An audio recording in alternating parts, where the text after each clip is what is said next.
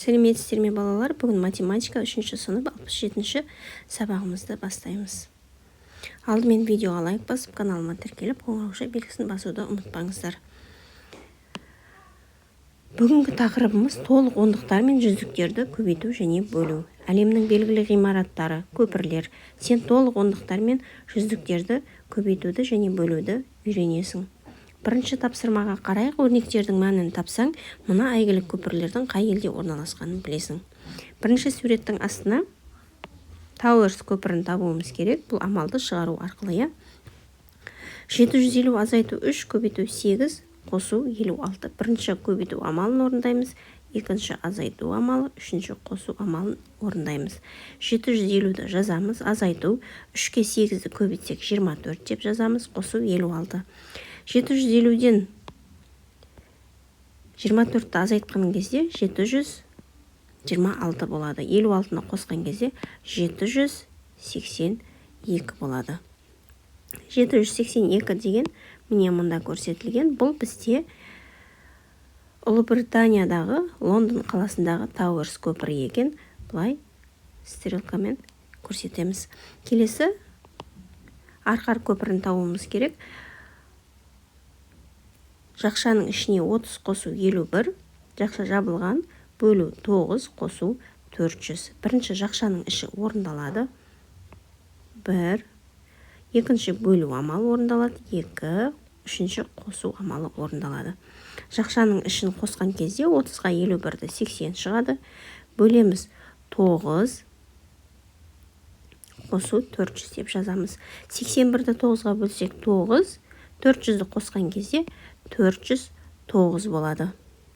409 дегеніміз міне мұна көпір екен. Бұл Қазақстан еліндегі Астана қаласындағы арқар көпірі екен.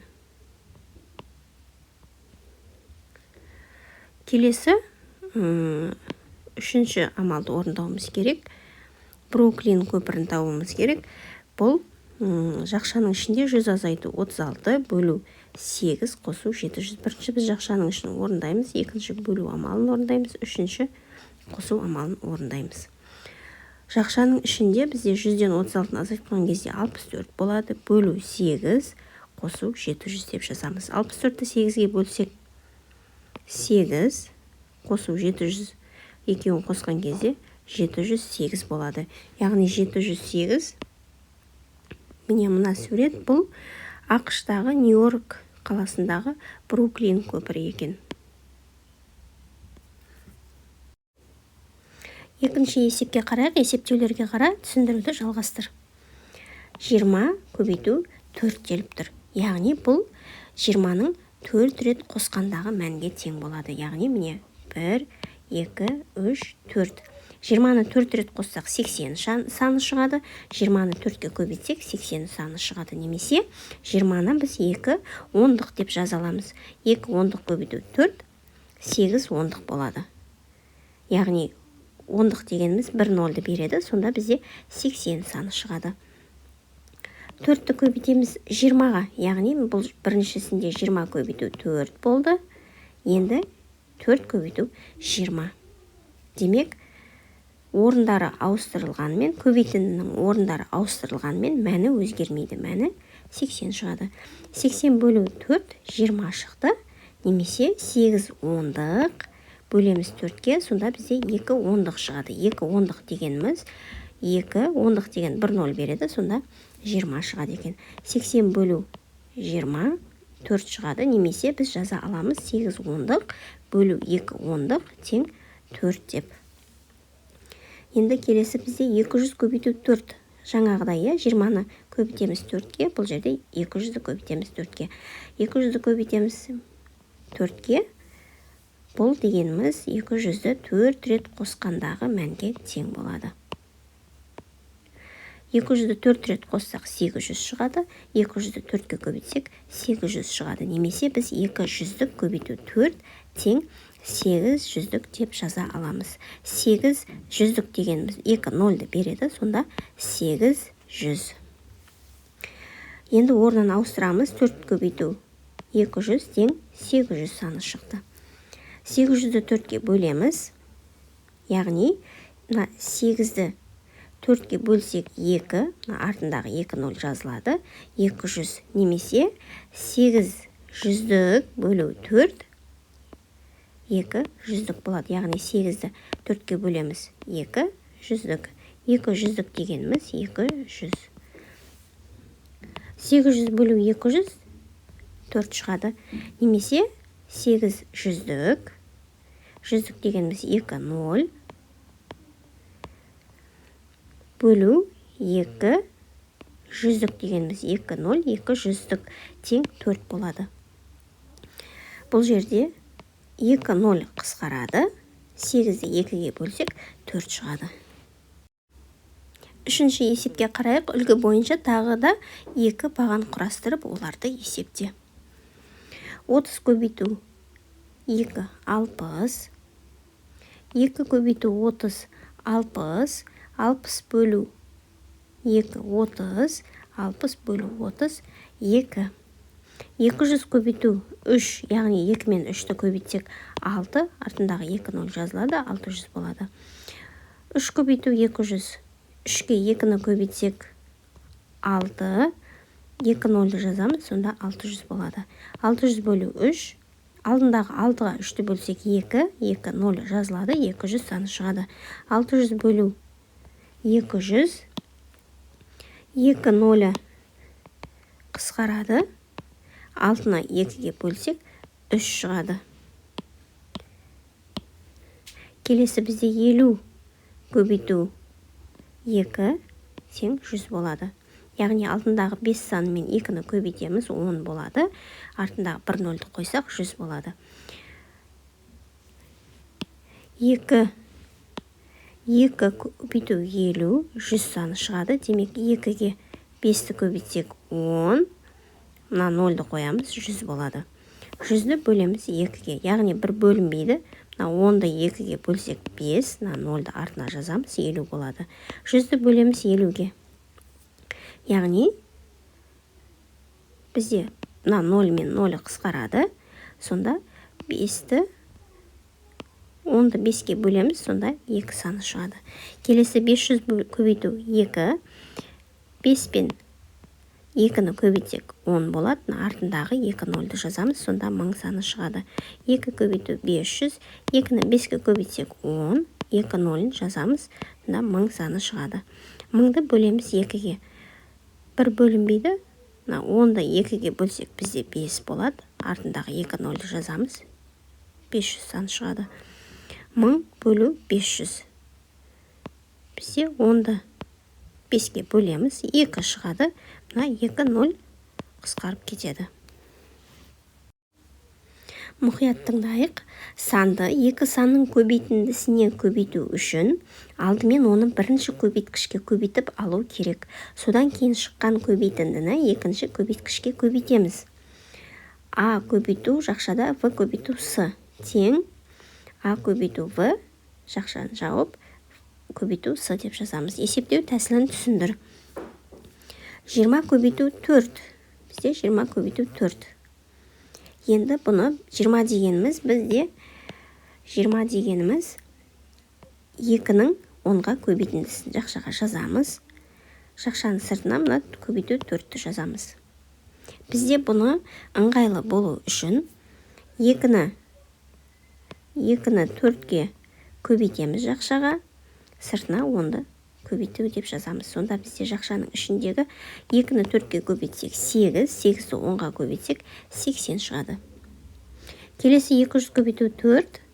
Бұны біз қалай жазамыз? 200 дегеніміз 100-дің 2-ге көбейтіндісі.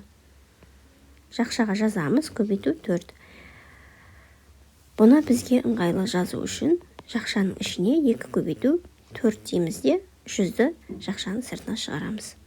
2-ні 4-ке көбейтсек 8, 8-ді 100-ге көбейтсек 800 шығады. Төртінші есеп түсіндіре отырып есепте. Көбейтіндіні санға 2 тәсілмен бөлуге болады. Бірінші, көбейтіндіні қандай да бір санға бөлу үшін алдымен көбейтіндінің мәнін есептеп алып, шыққан нәтижені бөлу керек. Екіншісі, көбейтіндіні қандай да бір санға бөлу үшін қалғандарын өзгеріссіз қалдырып, кез келген көбейткішті осы санға бөлуге болады. Мысалы, А көбейту В жақша жабылған бөлу С. Тең біз А бөлу С деп жазып, жақшаның сыртына В деп жаза аламыз. Сонда тең В көбейту С, немесе В көбейту С жақшаны жауып, Аға көбейте аламыз. Есептеу тәсілін түсіндір. 80 көбейту 4, жоқ, 80 бөлу 4, жақшаның ішіне біз 80-ді жаза аламыз, 8-дің 10-ға көбейтіндісі бізде 80-ге тең болады. Жазамыз, жақша ашамыз, 8 көбейту 10, бұл 80-ге тең, жақшаны жауып бөлу 4 деп жазамыз. Енді осы жерде біз жақшаның ішіне, теңнен кейін жақшаның ішіне 8 бен 4-ті көбейтеміз. 8-ге 4-ті бөлеміз. 2 шығады, 2-ні 10-ға көбейтсек 20 саны шығады. Енді 800 бөлу 4 тең, 800 дегеніміз 8-дің 100-ге көбейтіндісі 800 болады. Жақшаның ішіне 8 көбейту 100, жақшаны жауып бөлу 4 деп жазамыз. Тең, енді біз 8 бен 4-ті көбейтеміз. 8-ге 4-ті бөлеміз, оны жақшаның ішіне алып жазамыз. Жақшаның ішінде 8 бөлу 4 бізде 2 шығады. 2-ні 100-ге көбейтсек, 200 саны шығады. Енді 4-ші есепті шығарайық. 5 көбейту 3, жақшаны жауып көбейту 2 деміз. Енді біз бұл жерде 10-дыққа шығатындай жақшаның ішіне аламыз. Сонда 5-ті жақшаның ішіне 5 пен 2-ні көбейтеміз. 5-ке 2-ні көбейткен кезде бізде 10 шығады. Көбейту 3, 10-ды 3-ке көбейтсек 30 шығады. Келесі 4 көбейту жақша ашылған, 3 көбейту 20 жақша жабылған. Енді біз 4-ті жазамыз. Көбейту 3-ке 20-ны көбейтсек 60, 4-ті 6-ға көбейтсек 24, артындағы 0-ді қоямыз, сонда 240 саны шықты. Келесі жақша ашылған 7 көбейту 2, жақша жабылған көбейту 5. Тең, біз жақшаның ішінде 7-ні 5-ке көбейтсек 10-дық сан шықпайды, 2-ні 5-ке көбейтсек 10 шығады. Демек, біз бұны жақшаның ішіне алып жазамыз. 7-ні жазамыз, көбейту жақшаның ішіне 2 көбейту 5 деп жазамыз. Сонда бізде 7 көбейту 10 70-ге тең екен. Келесі бізде 6 көбейту жақша ашылған, 3 көбейту 5 жақша жабылған. Тең, 6-ны 5-ке көбейтсек бізде 30 саны шығады. Көбейту 3, 30-ды 3-ке көбейтсек бізде 90 болады. Келесі 20 көбейту жақшаның ішіне 5 көбейту 8 тең. 20-ны 5-ке көбейтеміз. Сонда бізде 100 болады. Жақшаның ішіне аламыз. Бірінші 20 көбейту 5, бұл 100 шығады. Енді 8-ді көбейтеміз, 100-ге 800 саны шығады. Жақшаның ішінде 50 көбейту 4 көбейту 2. Тең, 50-ге 2-ні көбейтеміз, бізде 100 саны шығады. Жақшаның ішіне аламыз бұны. Жақшаның сыртына 4-ті көбейтіп жазамыз. Тең, жақшаның ішінде 50-ді 2-ке көбейтсек 100, көбейтеміз 4-ті. Сонда бізде 100-ді 4-ке көбейтсек 400 саны шығады. 5-ші бізде есептерді шығар. А нұсқасына қарайық. 5 тәтті нан 200 теңге төленді. 5 тәтті нан үшін 200 теңге төленді. 320 теңге қанша тәтті нан сатып алуға болады? Жазамыз, 5 тәтті нанға 200 теңге төленді. Бізде 320 теңгеге қанша тәтті нан ала алады екенбіз? Біз соны табуымыз керек. Бірінші біз бір нанның бағасын шығаруымыз керек. Бір тәтті нанның бағасын табу үшін біз 200 теңгені бөлеміз 5 тәтті нанға. Сонда бір тәтті нанның бағасы 40 теңге шықты. 320 теңгеге біз қанша тәтті нан алуымыз керек? 320 теңгені бөлеміз 40-қа, бір тәтті нанның бағасына, сонда 8 тәтті нан ала алады екенбіз. Жауабы 320 теңгеге 8 тәтті нан алуға болады. Ә нұсқасына қарайық. Дүкенге 200 жай қарындаш және 300 түрлі түсті қарындаш әкелінді. Қарындаштың 5-тен 1 бөлігі сатылды. Қанша қарындаш қалды? Яғни біз жазамыз есеп.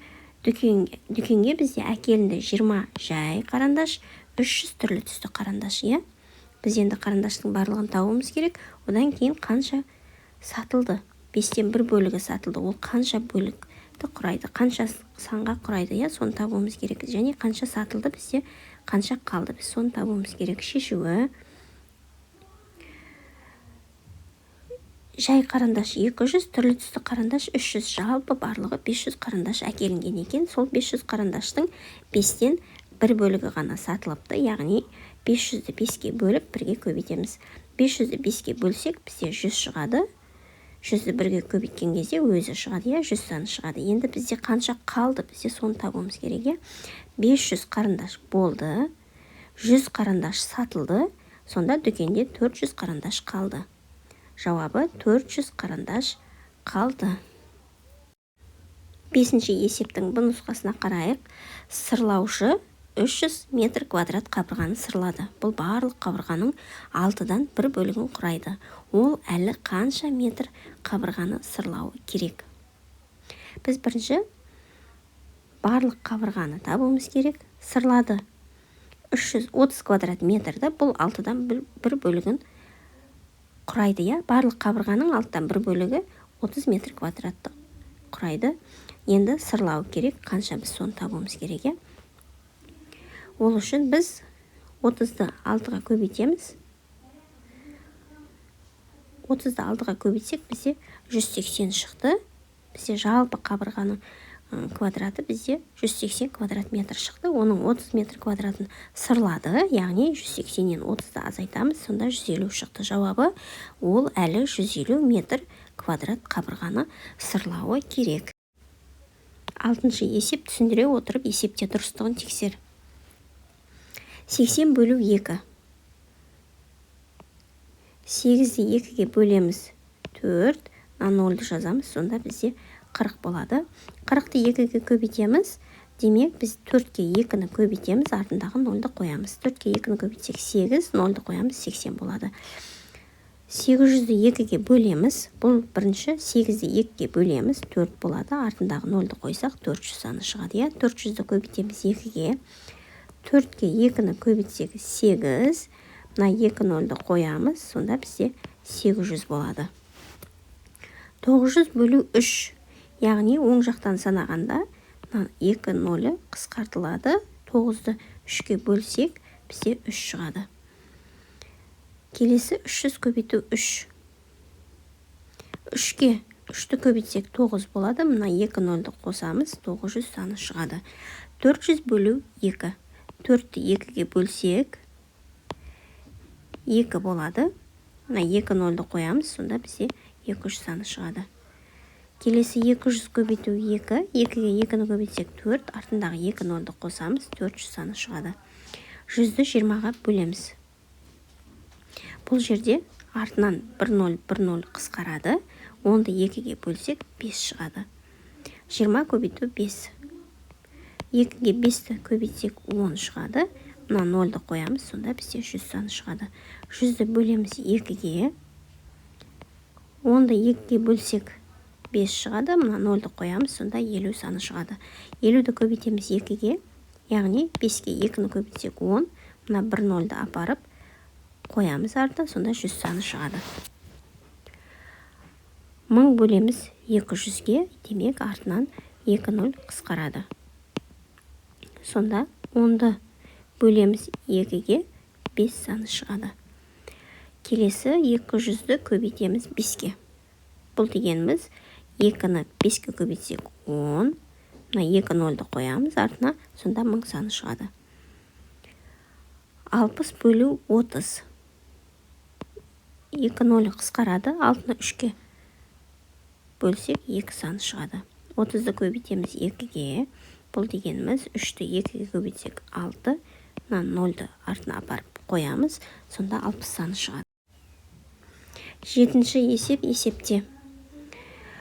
30 көбейту 3, 90, 20 көбейту 3, 60, 60 бөлу 3, 20, 60 бөлу 2, 30, 888 қосу 8, 896, 450 қосу 90, 540, 245 қосу 60, 305, 1000 азайту 450, 550.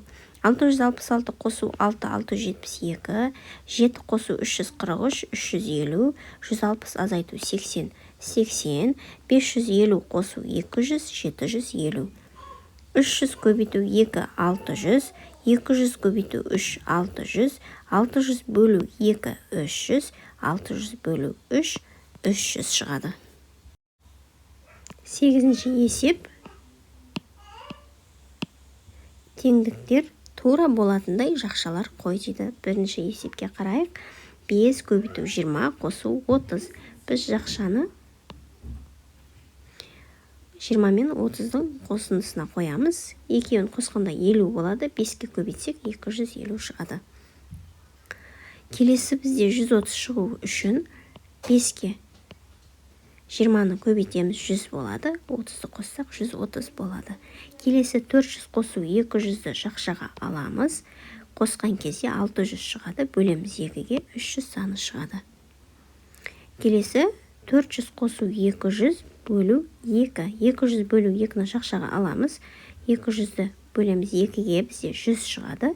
400-ге 100-ді қоссақ 500 саны шығады. Келесі бізде 2 көбейту 60 қосу 4. Яғни 60 пен 40-тың қосындысын жақшаға аламыз. 100 болады. Көбейтеміз 2-ге 200 саны шығады. Келесі бізде 100 бен 350-дің қосындысын жақшаға аламыз. Бұл 450 шығады. Бөлеміз 9-ға 50 саны шығады. 9-ші есеп. Есепте дейді бізде. Енді арғарай шығарайық. 245 қосу 39, 284 шығады. 99 қосу 257, 356 шығады. 49 қосу 548, 597 саны шығады. 99-ды қосамыз 359-ға 458 саны шығады. 390 мың қосу 45 мың болады. Бізде 435 мың. 29 мың қосу 80 мың, 109 мың саны шығады.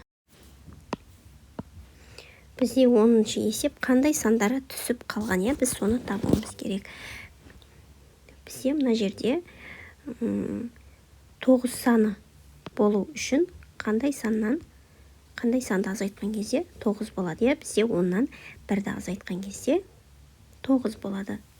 Сонда бізде мына жерге 0 қоямыз, мына жерге 1 қоямыз.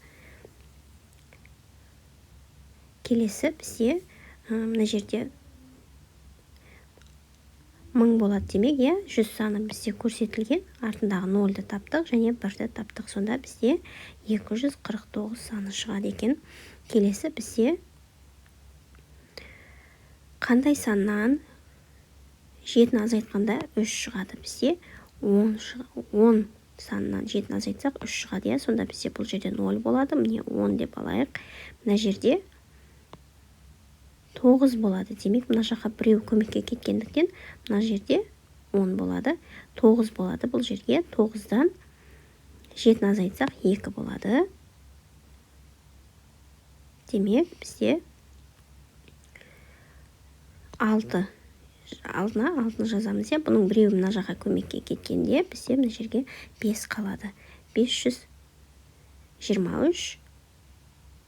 Жауап 523 шықты. Бізде 77 деп көрсетілген. Или былай тауыпсақ болады. 523-ге қосамыз 77-ні, сонда 600 саны шығады. Келесі бізде 5-ке 5-ті қосқан кезде бізде қандай сан шығады? Или қандай санға 5-ті қосқан кезде бізде 5 шығады. Яғни 0 қоямыз. 0-ге 5-ті қосқан кезде 5-тің өзі шығады. Келесі 1-ге 2 болу үшін бір санына нешені қосамыз, иә? 1-ге 1-ді қосқан кезде бізде 2 шығады. 3-ке қандай санды қосқан кезде 9 шығады, иә? Мына жерге жазамыз. 6-ны қосқан кезде 9 шығады. Мына жерге 1, мына жерде 0 болады екен. Бізде мына жерде 600 саны шыққан еді. Келесі соңғысы бізде 100 саны болатындай, иә, есеп түсіп қалған сандарды табуымыз керек. 4-ке нешені қосқан кезде бізде 10 шығады. Яғни соңғысы 0 болатындай. 6-ға, иә, 6-ға 4-ті қоссақ 0 болады, бірі ойда. 8-ге ойдағымен 9 нешені қоссақ 10 болады. 8 ойдағымен 9. Енді 1-ді қосамыз, сонда бізде 10 саны шығады. Осымен бүгінгі сабағымыз аяқталды. Келесі сабақта кездескенше сау болыңыздар.